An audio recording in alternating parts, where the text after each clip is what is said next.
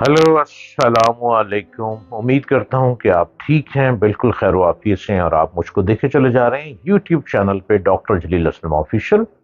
अस्सलाम वालेकुम एंड आदाब अर्ज़ है।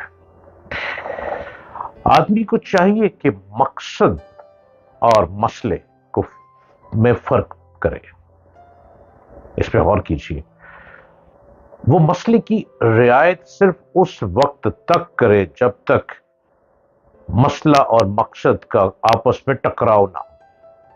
जब टकराव हो जाए तो मसले को हालात के हवाले करके मकसद की तरफ चला जाए।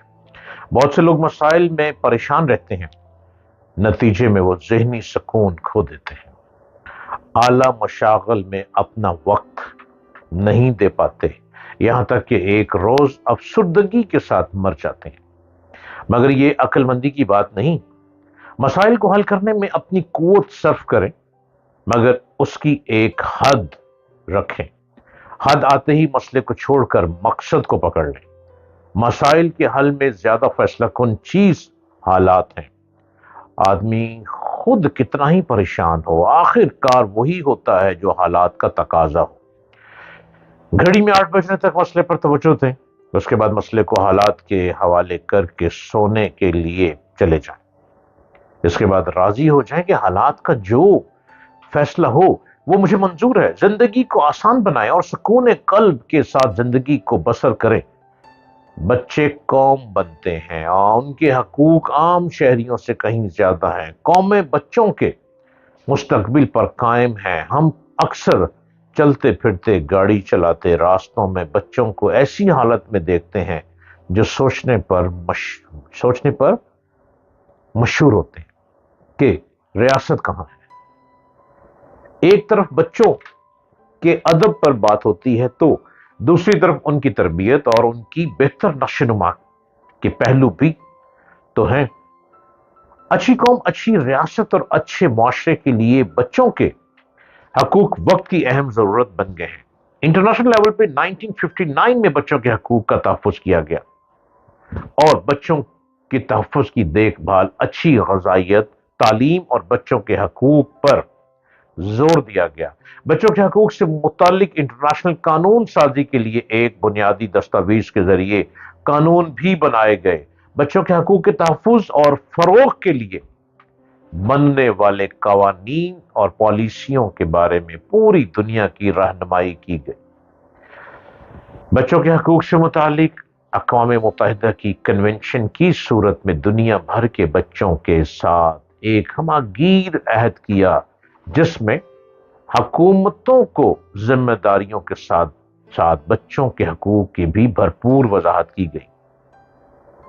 हमारे यहाँ कई बरसों से बच्चों की हालत को बेहतर बनाने और उनके हकूक के तहफ़्फ़ुज़ के लिए कानूनी इदारा फ्रेमवर्क में बेहतरी लाने के लिए मुसलसल कोशिशें जारी हैं।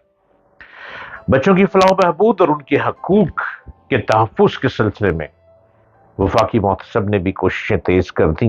बच्चों की फलाह बहबूद को मुतासिर करने वाले बढ़ते हुए चैलेंजेस के पेश नज़र वफाकी मोहतसब ने अहम नकात पर भी काम किया। बच्चों की गलत तरबियत की वजह से बच्चे जराइम की दुनिया में चले जाते हैं। इससे पूरा खानदान मुतासिर होता है। सबसे भारी जिम्मेदारी हम पर है कि हमने बच्चों की तादाद में इजाफा ही नहीं करते जाना, बल्कि क्वालिटी एजुकेशन की तरह बच्चों की तरबियत क्वालिटी को भी कायम रखना है, जिससे मुल्क कौम के समाज और समाजी रवैयों पर मुस्बत असरात सामने आते हैं।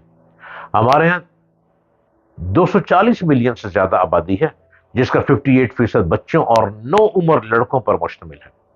सबसे बड़ा चैलेंज यह है कि कम से कम 4 शोबों में उनकी जरूरियात को कैसे पूरा किया जाए। बच्चों की सेहत और बहबूद, बच्चों की ग़िज़ाइयत और उन्हें मुनासिब खुराक की फराहमी, क्योंकि मौसमाती तब्दीलियों में 2022 के सैलाब में और अब तक सैलाब ही सैलाब चल रहा है और इसके असरात की वजह से ग़िज़ाई तहफ़्फ़ुज़ की सूरत हाल मज़ीद ख़राब हुई है। जब जब सैलाब आता है, ग़िज़ाई तहफ़्फ़ुज़ के हालात ख़राब होते चले जाते हैं।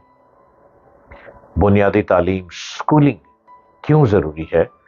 اسکول سے باہر بچوں کی تعداد میں بہت اضافہ ہو رہا ہے۔